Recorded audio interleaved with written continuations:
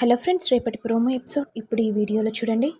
నా దగ్గర ఇంకో సాక్ష్యం ఉంది. ఇక జడ్జి వెంటనే ప్రొసీడ్ చేయండి. ఇక వెంటనే ప్రతాప్ రాగానే, ఇతను నీకు తెలుసా? ఇతను ఒక నమ్మక ద్రోహి అని తెలుసు, ఒక హంతకుడని తెలుసుకున్నాను.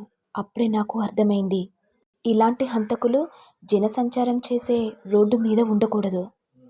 ఇక వెంటనే జడ్జి మాట్లాడుతూ, మందారంను పక్క ప్రణాళికతో మర్డర్ చేసి దహనం చేశారని నమ్ముతూ ముద్దాయి నూకరాజుకి కఠిన కారాగార శిక్ష విధించబడినది.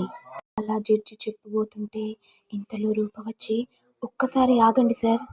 మరి రూప కోర్టులో ఏం సమాధానం ఇచ్చింది? మందారంని చంపింది దీపక్ అని తెలియనున్నదా? లేకపోతే ప్రూఫ్స్ ఏమన్నా సంపాదించిందా? మరి రాజును ఏ విధంగా కాపాడుకోబోతుంది అనేది నెక్స్ట్ ఎపిసోడ్లో చూడాలి. ఇక ఇంతటితో రానున్న ప్రోమో ఎపిసోడ్ ఎండ్ అవుతుంది. మరి మీకు వీడియో కనుక నచ్చినట్లయితే లైక్ చేయండి, షేర్ చేయండి, సబ్స్క్రైబ్ చేయండి. Thank you all.